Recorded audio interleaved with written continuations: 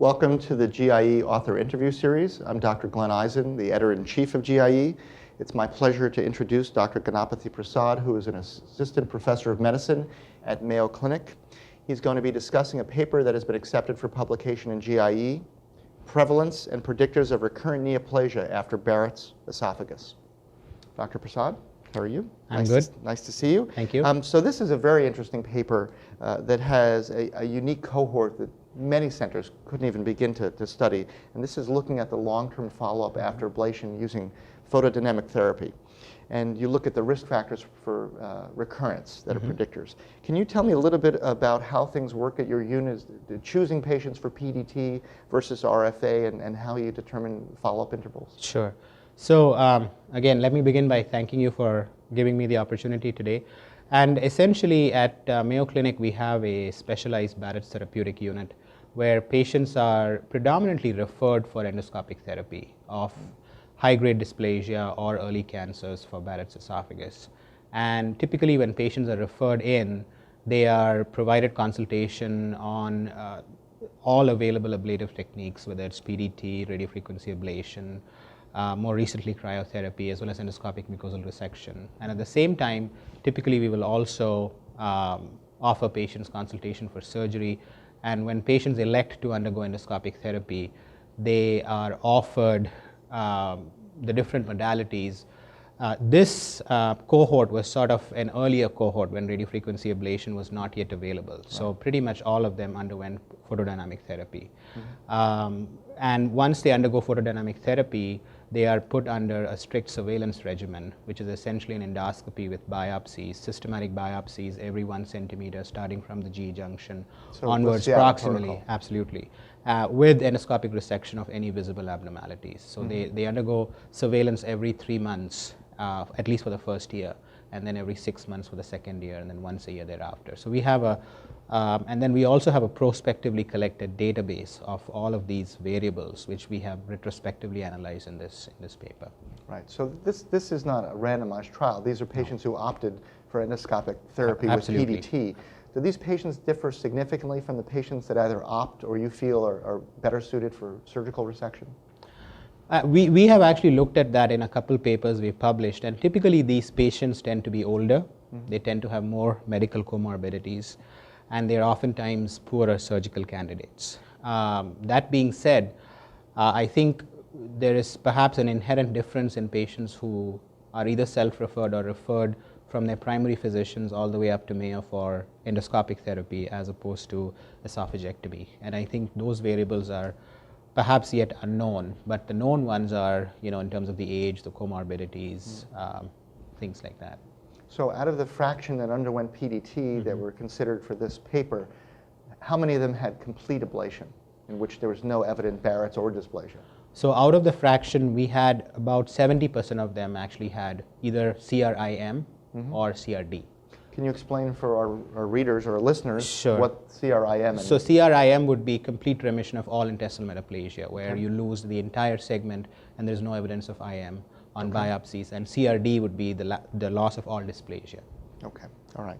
And so what did you find with this cohort once you ablated them? So what we did was, our interest was in terms of defining the recurrence rates, and when we followed them prospectively, we found that over a median follow-up of close to 3 years, the overall, the cumulative rate of recurrence of any dysplasia was 17%. So out of the cohort of 240 odd patients, about 45 patients actually recurred with dysplasia over a median follow-up of 3 years. And out of those 44 patients, how many were low grade versus high grade? So out of the 45, 30 were low grades. The remaining were, and there were 2 cancers, early cancers, and the remaining, I think 10 or 12 were high grade dysplasia. What did you do with the patients who developed recurrent intramucosal cancer? They were treated endoscopically. Okay, so really under a strict surveillance protocol, after you ablate, all of these patients are under your watchful eye. Absolutely. And no one has the outcome of having unresectable cancer, anything like that. Okay. No. And we are, I think, fairly lucky in the sense that most of our patients are very compliant, and we also make this clear up front to them that when you opt for endoscopic therapy, that is the trade-off, that you're pretty much agreeing to pretty much at this time long-term follow-up. Right. So which predictors did you find were significant as far as recurrence? So older age the presence of any residual Barrett's, and then our third factor was a history of recent or current smoking. Okay. Which was the strongest risk factor? The strongest was age. Was age? Age. Okay. And I noticed that the risk hazard ratio was about 1.04. So Right. is that for every year they're older, there's a Exactly. slight increased risk? So we took that as a continuous variable. So for every year increment, there was 4%. Okay. So clearly you can't do anything as far as changing the age of the patient, deciding what to do. Yeah. But since you noticed that one of the strong risk factors was presence of residual intestinal metaplasia or Barrett's, do you feel in the future you'll be more aggressive as trying to ablate the entire segment and maybe take that extra step of yet another ablation session? I think so. I think that's what our data is showing us. And we've looked at other data from our center as well. And essentially, if there's any residual intestinal metaplasia, the risk of not only dysplasia, but even a recurrent cancer is higher. So that's what we are now changing our emphasis to really getting rid of the entire all intestinal metaplasia. Right. And I think that should be the goal. In general, in the patients that had residual, exactly how much was left? Was it a biopsy worth, or the segment went from 5 centimeters to 2 centimeters? It kind of spanned the entire spectrum. Patients had intestinal metaplasia at the GE junction to a few centimeters of non-dysplastic Barrett's. Okay.